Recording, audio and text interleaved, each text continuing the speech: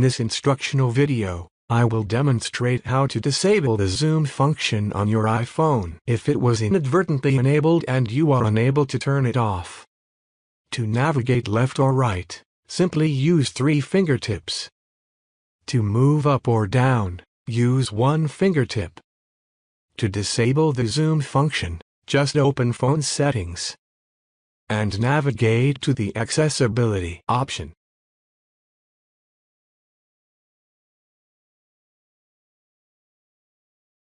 And select Zoom. Ensure that the zoom feature is turned off. Your iPhone will then return to its normal settings. If you have any questions, please leave them in the comments section below. Please like, share, and subscribe for more informative video tutorials like this one.